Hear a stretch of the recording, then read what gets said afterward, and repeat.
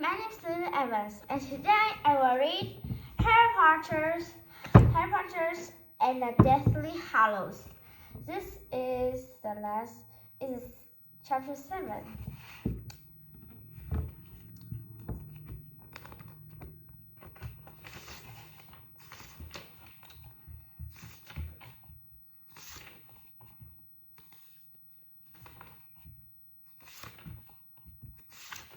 I will read chapter 1. Okay. I don't know chapter 1 much.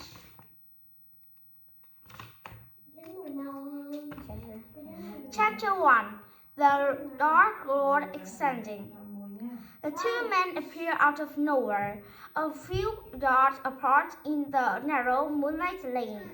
For a second, they stood quite still, one directed at each other's chest. Then, recognizing each other, they stole one breathing into the cubes and started walking briskly into the same direction. News? Asked the taller one. The best, replied Severus Snape. The lane was bordered on the left by wild, low-growing brambles, on the right by a high, neatly marked hedge.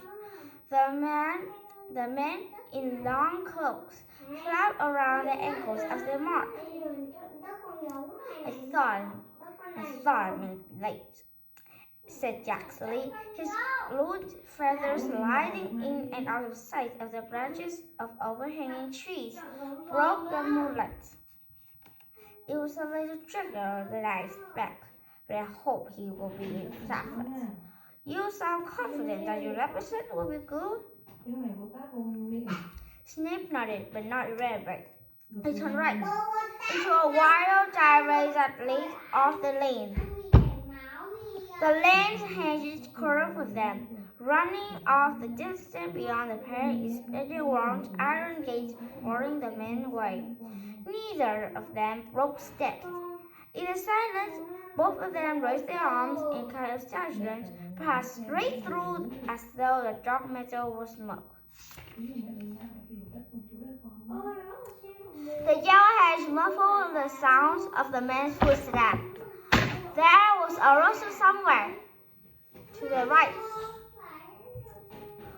Jaxley drew his wand again, pointing at over his companion's head with a sort of noise, provoked to be nothing more than 4 white peacocks, struggling Major Tiglet along the top of hedges. He's always did himself well, Lucius. Peacocks. Jaxley thrust his hand back under his coat with a snort. A handsome manor house grew out of the darkness at the end of the straight drive, lights glinting in the diamond-paned downstairs window. Somewhere in the dark garden beyond the hedge, a fountain was playing. Gray sparkles behind their feet as Snape and Jaxley sped toward the front door, which swung outward in their approach, though nobody had ability to open it. The hallway was large, dimly lit and supposed directed with a magnificent carpet covered the most of the stone floor. The eyes of the pale-faced portrait on the wall followed Snape and Jaxley as they strolled past. The two men halted at a heavy wooden door leading into the next room, hesitated for space and heartbeat. Then Snape turned the broken handle. The dining room was full of silent people, sitting at a long and ornate table. The room usually furniture had been pushed carelessly up against the wall. A volunteer came from a roaring fire beneath a handsome marble mantelpiece sounded a glittering mirror. Snape and Jaxley lingered for a moment on the threshold. Their eyes grew excited till the lack of light would draw upwards in the strongest feather of the sense. An appear uncommon human figures hanging upside down over the table, removing slowly as suspended by an invisible rope and reflected in the mirror and bare polished surface of the table below.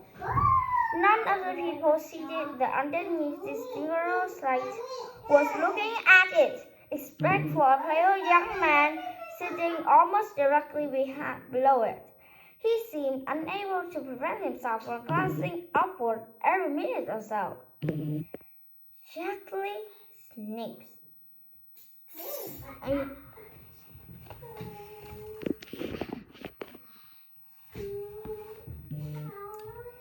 Jackly Snape, said a high, clear voice from the edge of the stable. You are very nearly late. The speaker was seated directly in front of the fireplace, so that it was difficult at the first for the new arrival to make more than his salute. As they drew near, however, his face shone through the gloom, hair less snake-like, with slits for nostrils and gleaming red eyes whose people averted.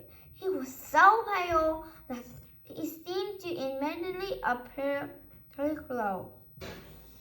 "Severus here," said Voldemort, inclining a seat in his immediately right, exactly beside Jolahop.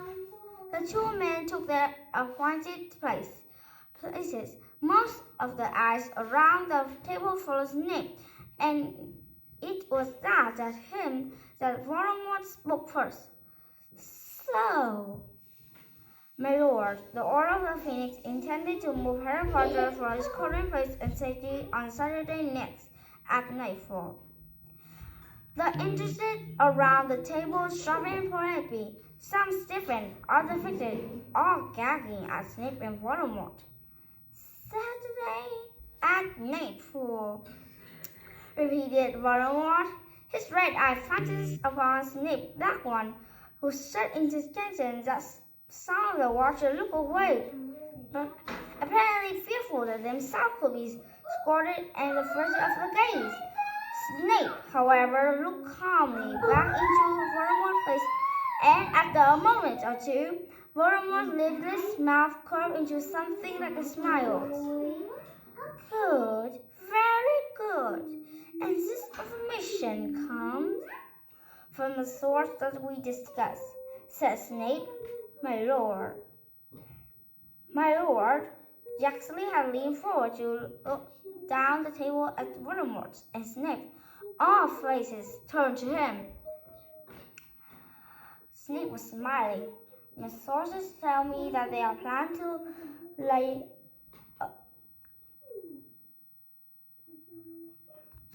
Wait a moment. Snape was smiling. "My sword told me that the plans that lay at the first tail. This must be it." Jackson waited, but Voldemort did not speak, so he went on. "Joyce the Aurors let slip that Potter will be moved until the 13th of the night before the boys turn 17. Snape was smiling. "Miss Force told me that they are planning to lay a false trail. This must be it. No doubt a confounded charm has been placed around George. It won't be the first time he is known to be suspected." "I assure you, my lord, George seemed quite certain," said Jackson. "If he has been confounded, naturally he's certain," said Snape. "I assure you, Jackson, the Auror office will play no further part in the protection of Harry Potter. The Order believes that we have infiltrated the Ministry." "The Order's got one thing right then," said a squat man sitting a short distance from Jackson. He gave a wheezy giggle that echoed here and there along the table. Voldemort did not laugh. He gazed into the water upward to the body revolving slowly overhead, and he seemed to be lost of thought. "My lord," Jackson went on, "George believes the entire party of Auror will be used to transfer the voice. Voldemort held up a large white hand, and Jaxley submitted at once, watching resentful as Voldemort turned back to Snape. Where are they going to hide the boys next? Where are they going to hide the boy next? At the home of one of the orders, said Snape. The place, according to my source, have been given every protection that the order and the mystery together could provide. I think that the little chance of talking him once he's there, my lord, unless of course the ministry have fought them before next Saturday, which might give us the opportunity to discover the enough of the enchantment to break through the rest. Well, Jaxley, Voldemort called down the table, the firelight glinting strangely in his left eye. Will the ministry be fallen by next Saturday? Once again, all had turned. Harry scratched his shoulder. My lord, I have good news on the subject. I have a difficulty, and after great efforts,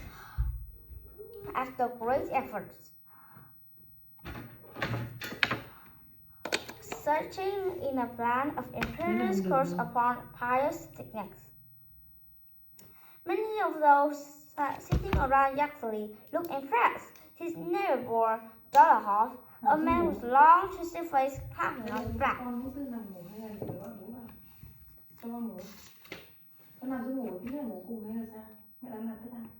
Well,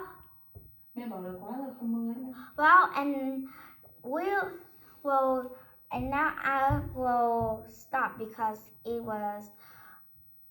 were many more, so I will read you again. Goodbye,